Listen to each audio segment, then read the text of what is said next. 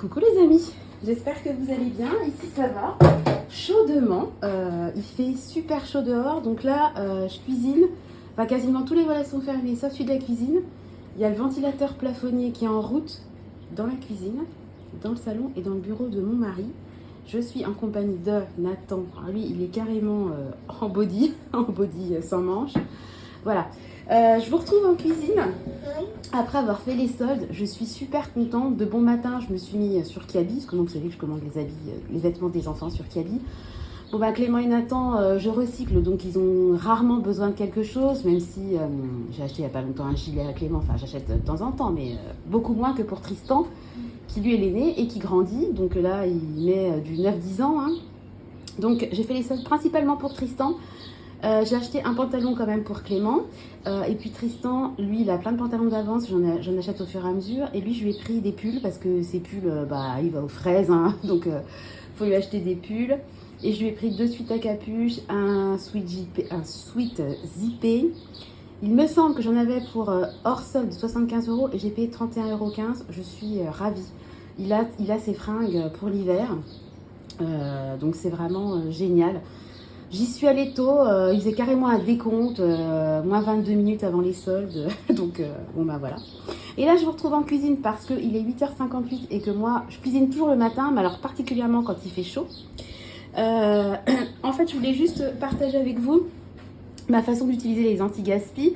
Donc vous savez qu'en ce moment j'essaie un petit peu de prendre des paniers Too Good To Go parce que je trouve ça intéressant. J'avais préparé mes menus de la semaine. Vous savez que je ne veux pas aller faire de courses jusqu'au 1er juillet. Or panier comme ça que je peux trouver à 3,49, c'est idiot de passer à côté. Et puis moi vous savez que j'ai pas un compte à zéro. D'ailleurs ce mois-ci, je fais un tout petit aparté. Tous les mois, je crédite, tous les mois, j'ai des dépenses qui tombent, l'eau, le gaz, l'électricité, Internet, l'essence, j'ai des factures qui tombent tous les mois. Et je sais combien je vais payer par mois, c'est immuable. Sauf que ce mois-ci, on ne va pas faire de plein d'essence parce qu'on n'a pas roulé beaucoup. Donc moi, je budgétise toujours 85 € d'essence par mois, parce qu'on n'est pas des gros rouleurs. Et ce mois-ci, il ne va pas avoir les 85 €, je le sais. On ne va pas faire de plein d'ici la fin du mois. Donc si j'ai des paniers... le fameux panier de boucherie que j'aimerais attraper, qui est quand même à 7,99 il me semble, au lieu de 15 € ou 6,99 €. Enfin bon, il y a 2-3 paniers que j'aimerais tester. Je ne vais pas me gêner pour les acheter parce que j'ai l'argent sur mon compte courant. Donc moi, vous savez que j'ai des enveloppes bien spécifiques pour l'alimentation, les autres dépenses, etc. Mais c'est pas pour autant que je suis rigide. Et au lieu de passer à côté d'une super affaire parce qu'on est le 26 juin et que j'attends le 1er juillet, je trouve ça vraiment, c'est un peu bête quoi, comme principe, surtout quand on a l'argent sur le compte courant. Alors ces 85 € là, en temps normal, je les aurais placés en épargne à la fin du mois parce que je place en début de mois, mais aussi à la fin du mois s'il me reste de l'argent. Bah là, si j'ai un panier boucherie, typiquement, je vais prendre de cet argent restant pour me payer un panier boucherie. Bon, 3 minutes 20 pour vous raconter ma vie. Je voulais donc vous dire qu'à midi, j'ai changé de programme puisque j'ai eu hier un panier anti-gaspi. Donc je voulais juste vous montrer ce que je vais faire à manger pour midi, pardon. Donc j'ai sorti des filets de bar que j'avais eu à moins 50. Je suis allée dans le jardin. Alors je vous ai j'ai pris la petite fleur parce que je trouve que c'est trop joli. Alors là elle commence à être défraîchie. C'est une fleur de sauge, c'est trop joli, ça ressemble un peu au lavandin, je trouve, de loin. Ça sent super bon. Moi j'ai une sauge, je l'ai achetée, elle faisait 10 cm, elle est énorme, je la rabats à chaque fois, mais elle prend une ampleur phénoménale. Donc autant vous dire que couper une branche, ça va pas lui faire grand mal. Donc je vais mettre avec mon poisson des petites feuilles de sauge. J'ai pris un petit peu de thym. Je voulais du romarin. Le truc, j'avais un pied de romarin, il a cramé en l'espace de 2 jours. J'ai que de la... Il est tout sec, mais il est fichu, mon romarin. Donc il va falloir que je rachète un romarin. Donc ça sera thym et sauge. Je vais mettre tout ça dans un plat avec un petit peu d'ail, un filet d'huile d'olive. Ça va griller au four. Je pourrais le faire au barbecue, mais franchement, j'ai pas envie de préparer un barbecue pour 600 grammes, 500 grammes de poisson. Avec ça, j'ai du riz qui me reste au frigo. Donc on va manger le poisson avec le riz. Je vais faire une tombée d'épinards avec une gousse d'ail, tout simplement. Alors il y a 400 grammes, c'est un gros sac, mais... ça va bien réduire, on sait comment ça se passe au niveau des épinards. Et en fait, sous le poisson, je vais faire une espèce de petite couche de sauce, de purée, enfin on l'appelle comme on veut, avec ce que j'ai eu hier. Donc vous vous souvenez, j'ai eu un petit sachet de mini poivrons et puis des tomates. Donc parmi les tomates grappes, il y avait des tomates qui étaient un petit peu défraîchies, un petit peu molles. Donc je vais les mixer avec les poivrons, avec une gousse d'ail et ça va me faire une sauce super sympa pour aller avec le poisson. Je mettrai peut-être avec une petite touche de parmesan parce que j'adore. Voire peut-être un petit morceau de chorizo pour donner du goût parce que poisson chorizo, ça va super bien ensemble. Ouais, je vais chercher mon chorizo. Allez, je vous retrouve tout à l'heure pour vous montrer le résultat. À tout à l'heure. Voilà, donc on se retrouve à mi-étape entre guillemets. Alors j'ai coupé tous mes petits poivrons, mes tomates. Donc il me restait un peu de poivrons, donc je les ai coupés, je vais les mettre au congélateur. Donc, est-ce que vous allez bien voir? J'ai mis effectivement des petits morceaux de... Je vais essayer d'en piquer un, vous voyez bien. De chorizo. Donc en fait, moi ce que je fais, tout simplement, c'est que j'achète un gros chorizo entier. Je le découpe, j'enlève la peau et comme ça, quand j'en ai besoin, je sors juste des petits tronçons de chorizo. C'est beaucoup plus simple. J'ai donc mis tomates, poivrons, chorizo. Je vais mettre un tout petit fond d'eau, ça évite de mettre beaucoup d'huile. Moi, ce que je fais, c'est que je fais vraiment compoter avec un petit fond d'eau. Je mixe le tout et en fait, je rajoute un filet d'huile une fois que c'est cuit. Parce que je préfère éviter en fait de faire cuire l'huile, même si c'est de l'huile d'olive que mon mari avait ramené d'Italie d'ailleurs. Donc voilà, on va faire compoter ça. Ensuite, j'ai préparé mes filets de bar. Donc vraiment, rien de plus simple. Un petit... si je vous perds, ça va pas aller. Un petit filet d'huile d'olive avec ça, mon petit secret. Hop là. Bah alors maman, les filets, j'ai mis donc du thym, de la sauge, du sel et du poivre. Ça va partir au four. Et puis là, je vais m'occuper de la compotée d'épinards. Franchement, je pense qu'on va se régaler. Allez, je vous retrouve tout à l'heure. Je vais essayer de garder... À tout à l'heure. J'ai essayé de pas péter mon nouveau iPhone 13. Vous avez vu avec mon organisation, avec mon vase et puis mes bouchons. Forcément, là, je vous remontre au cas où. Regardez comment ça tient là, mon truc. C'est tombé. Ah, vous avez vu ma robe? Je l'avais eu sur Chine, j'aime beaucoup. Allez, on est parti. Tenez, je vous montre un petit peu le jardin comme il fait beau. Regardez la vue. Oh, j'adore. Un petit olivier, l'hortensia qui fleurit, c'est hyper bucolique. À droite, j'ai un chèvrefeuille. Dès que le matin j'ouvre les fenêtres, ça sent trop bon. Enfin bref, j'aime la maison. Allez, je vous retrouve quand c'est cuit. À tout à l'heure. Qui est-ce qui va prendre un gros biberon de lait? Nathan. Ah, c'est Nathan. Oui. Voilà, on a lancé les légumes. Oui. On attend maintenant que ça cuise. Bon, je vous retrouve... Oups là, mon doudou. Tiens, t'as fini? Oui. C'est tout? Je le range? Oui. D'accord. Biberon. Je vous retrouve dans ma cuisine. Donc là, ça y est, je suis en train de faire la compotée là, de poivron, tomate, chorizo. Et puis, j'ai commencé à faire la tombée d'épinards. Regardez qui est-ce que je regarde en faisant la cuisine. Céline. Coucou à toi. En retour de course. Céline. Ah bah tiens, Nathan te fait coucou. Il est bien évidemment à mes côtés. Céline. Ah ça y est, il a découvert un nouveau prénom. Céline. Ouais, je voulais vous parler de... Tu fais rire mon chat. Je voulais vous parler de la méthode, une méthode entre guillemets de rangement. Parce que vous voyez, moi, ça y est, j'ai refait ma cuisine, je suis trop contente. Et en fait, comment dire, ma cuisine avant, elle me déplaisait tellement que j'avais presque même plus envie de la ranger, de faire des améliorations. Elle était tellement abîmée. Quand je nettoyais mon évier, vous avez vu mon avant-après. Enfin, je pense que vraiment, tout le monde dira qu'on a eu raison de refaire la cuisine. L'évier, même s'il était propre, avec les éclats qu'il y avait, il paraissait toujours sale et c'était vraiment déprimant.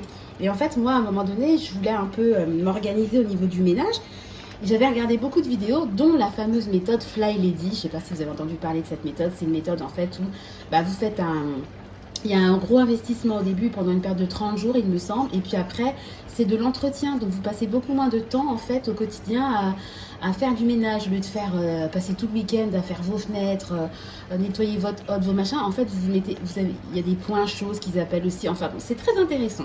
Et en fait, la première étape de cette méthode, c'est tous les soirs avant de se coucher, de ranger sa cuisine, mais particulièrement de nettoyer son évier.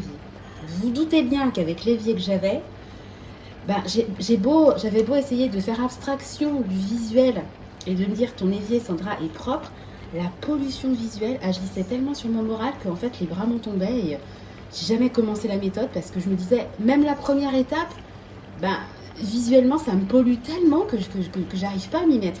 Donc là, maintenant que j'ai un évier, bon alors évidemment il y a du truc, bien évidemment il y a des affaires dedans puisque comme vous l'avez vu, ben, j'ai cuisiné ce matin, donc ça c'était pour nettoyer les épinards, enfin bon bref, on s'en fiche.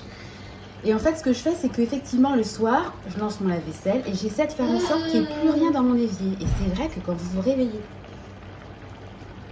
Attendez, j'entends un bruit parce qu'il y a les deux grands qui sont dehors. Alors, je suis toujours un peu en alerte entre ma cuisine, mes vidéos, puis les deux grands. Je ne peux pas les parquer, il fait beau, ils jouent dehors. Mais je suis toujours en veille avec eux parce que c'est des petits loustiques.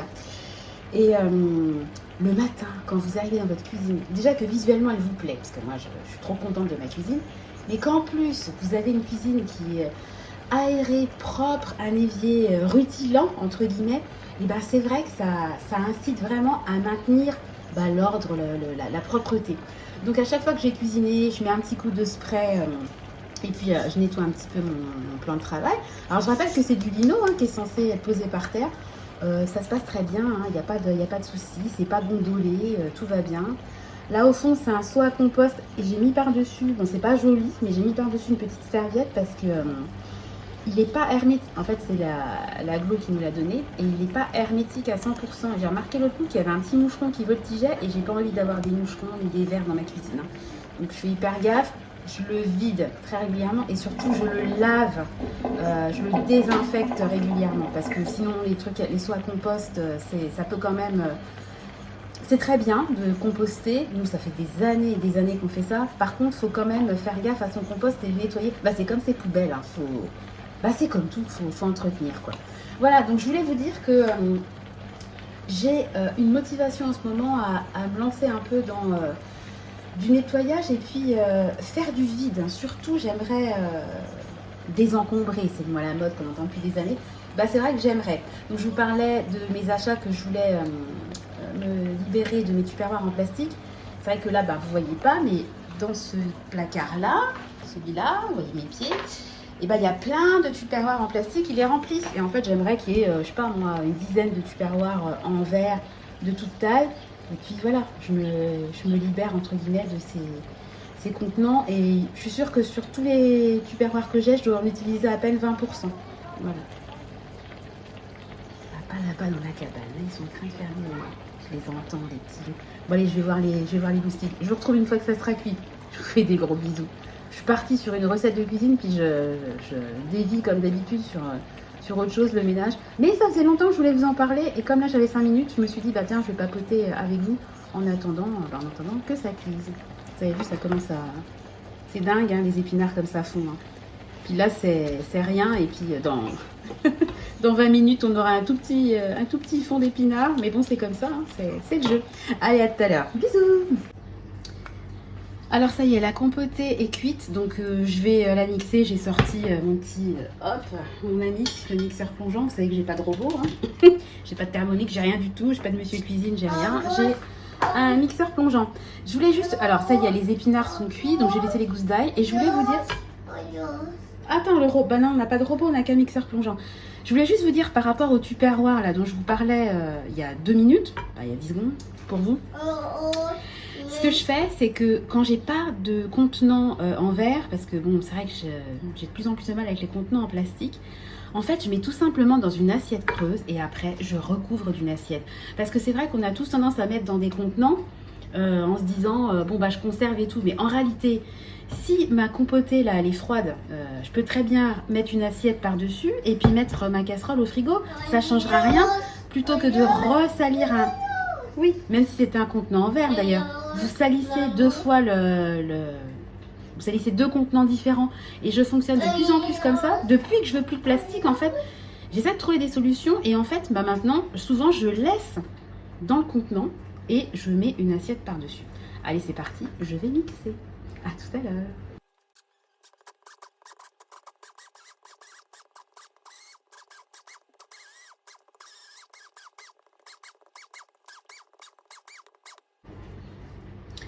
Et voilà, donc ça y est, c'est mixé. Bon, c'est pas extrêmement lisse, mais nous, c'est la texture qu'on aime bien. Donc, ce que je vais faire, c'est que je vais rajouter un tout petit peu de parmesan, parce qu'on aime bien le parmesan à la maison. Voilà. C'est pas la peine d'en mettre des tonnes, hein. C'est hyper parfumé le parmesan. Voilà, donc je vais mélanger. Et puis quand ça sera froid, je rajouterai mon petit filet d'huile d'olive par-dessus, ou mon petit pchit d'huile d'olive par-dessus. Voilà. Bon ben je vous retrouve, je vous montrerai un petit peu à quoi ressemble une assiette à midi. Donc je vous retrouve tout à l'heure une fois que tout sera terminé. Allez, des gros bisous, à tout à l'heure. Et voilà, donc ça c'est mon assiette. Donc désolée pour la luminosité, mais là j'ai carrément fermé les volets parce qu'il fait super chaud. Donc mon petit filet de bar, donc j'ai mis un petit peu de sauce par-dessus. Et puis toujours, j'aime bien, si j'en veux un petit peu plus, mettre dans un petit contenant. Mon ramequin de riz et puis ma tombée d'épinards. Franchement, on va se régaler. Et ce soir, on va manger, je pense, salade de concombre. Je vais compléter, j'ai déjà sorti avec une petite boîte de maïs parce que j'aime bien le mélange concombre-maïs. Et puis, il reste un peu de jambon, il restera sûrement du poisson. Enfin bon, la journée va se... J'ai plus que de l'assemblage à faire au niveau cuisine aujourd'hui. Et pour le goûter, là, ça décongèle. J'ai sorti, j'avais fait ça pour la fête des voisins. Ah, attendez. C'est peut-être encore un peu... Ouais, c'est encore complet, ça c'est sûr, mais... J'avais fait un financier à la myrtille. Donc ça va être le goûter des enfants. Ils sont trop contents. La fête des voisins a été annulée pour cause de temps. Et depuis, pas de son, pas d'image. Ça devait être remplacé. Enfin, la date devait être... il devait y avoir une nouvelle date. Pour l'instant, il n'y a pas de date. Donc moi, je me suis dit... J'avais fait un cake... chorizo mozza et puis qui a été mangé. Et là... Ouh, ça crie. Et là, on va manger le financier. Bon, j'y vais parce que Tristan est un peu dans sa période de préadolescence, donc je vais intervenir. Voilà, bon, en tout cas, je suis contente d'avoir partagé avec vous mon repas d'aujourd'hui. Allez, je vous fais des gros bisous, puis à très bientôt.